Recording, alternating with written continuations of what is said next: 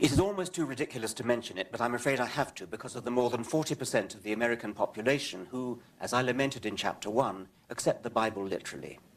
Think what the geographical distribution of animals should look like if they'd all dispersed from Noah's Ark. Shouldn't there be some sort of law of decreasing species diversity as we move away from an epicenter, perhaps Mount Ararat? I don't need to tell you that is not what we see. Why would all those marsupials, ranging from tiny pouched mice through koalas and bilbies to giant kangaroos and diprotodonts, why would all those marsupials, but no placentals at all, have migrated en masse from Mount Ararat to Australia? Which route did they take? And why did not a single member of their straggling caravan pause on the way and settle in India, perhaps, or China, or some haven along the Great Silk Road?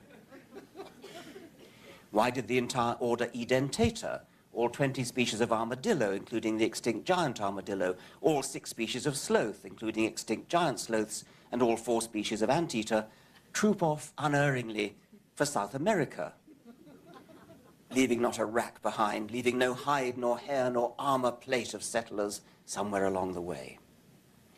Why did all the penguins undertake the long waddle south to the Antarctic, not a single one to the equally hospitable Arctic? Once again, I'm sorry to take a sledgehammer to so small and fragile a nut, but I have to do so. I have to do so because more than 40% of the American people believe literally in the story of Noah's Ark. We should be able to ignore them and get on with our science, but we can't afford to because they control school boards. They homeschool their children to deprive them of access to proper science teachers. And they include many members of the United States Congress, some state governors, and even presidential and vice presidential candidates.